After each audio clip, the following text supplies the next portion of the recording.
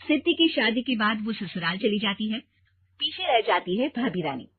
सिद्धि के ससुराल जाते ही भाभी कहती है, अरे वाह जी वाह, सारे कपड़े मेरे।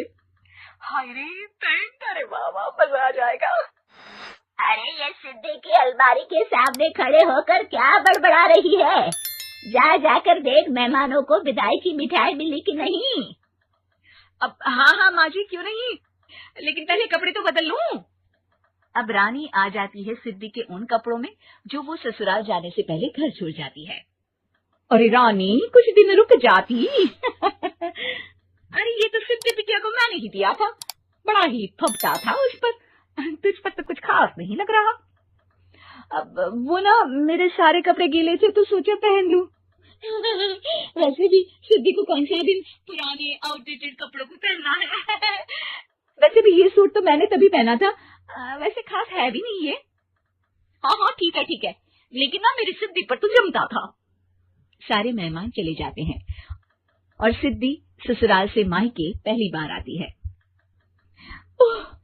अपना घर, अपना कमरा, अपनी अलमारी। ये बोलकर जैसे ही सिद्धि अलमारी खोलती है तो सामने उसके कपड़ों की जगह कुछ और ही रखा होता है। माँ, जरा कमरे में तो आना। सास और रानी वहां पहुंच जाते हैं। रानी ने पहनी होती है सिद्धि की जींस और टी शर्ट। अरे भाभी, ये क्या? ये तो मेरी बड़ी ही महंगी टी शर्ट है, इसे अपने घर में क्यों पहनी है? अरे बहुत मिलती है दीदी ये चौक की मार्केट में, 150 में। ओ भाभी प्लीज, ये एरोपोस्टल है, 2000 की एक टी शर्ट। ओह, 2000 में तो दीदी 4 साड़ी आ जाए। अब क्या बोलूं? भाभी, ये मेरी अलमारी में छोटू के कपड़े, तो मेरे कपड़े कहाँ हैं? मेरी अलमारी में? अब दीदी आपको कौन से पुराने कपड़े पहनने थे? माना भाभी, लेकिन मैं जब घर आती तो यही सब पहनती ना। अरे तुम तो बड़ी कंजूस हो दीदी। खैर, वक्त आता है जब सिद्धि ससुराल के लिए रवाना हो रही होती है। अरे रानी, अंदर से सिद्धि का गिफ्ट ले आ, लड़की पहली बार ससुराल से मायके आई है।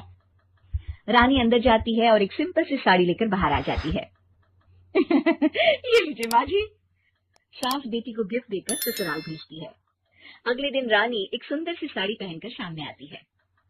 अरे रानी, ये तो वो साड़ी है जो मैंने सिद्धि को देने के लिए दी थी जब वो ससुराल ले जाती, लेकिन ये तूने कैसे पहन ली? अरे माँ जी, ये साड़ी तो मुझे बहुत पहले से ही पसंद थी, लेकिन चिंता ना करिए, मैंने सिद्धि के लिए भी अच्छी सी साड़ी दी है। हाँ। तभी सिद्धि का फोन आता है। क्या माँ, कुछ अच्छा तो दिया होता ससुराल ले जाने के लिए। अरे पहले दिखा दिया होता। ये चमकते हुए पैकेट में नौकरानी वाली साड़ी मत दिया करो माँ।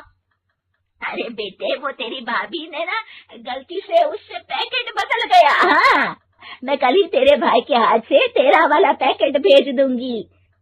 अरे रहने दो माँ, आई एम श्योर भाभी ने अभी वही साड़ी पहनी होगी जो तुमने मेरे लिए रखी थी।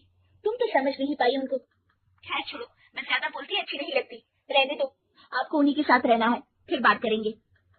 सास को रानी पर गुस्सा आ जाता है। वो उसके कमरे में जाती है जहाँ वो शादी का एल्बम देख रही होती है। रानी, मार्केट जाकर एक ऐसी ही साड़ी लेकर आ, कल प्रतीक जाकर सिद्धि के घर दे आएगा। अरे क्यों माँ जी, कितनी साड़ी देनी है दीदी को? यहाँ कोई सेल लगी है क्या?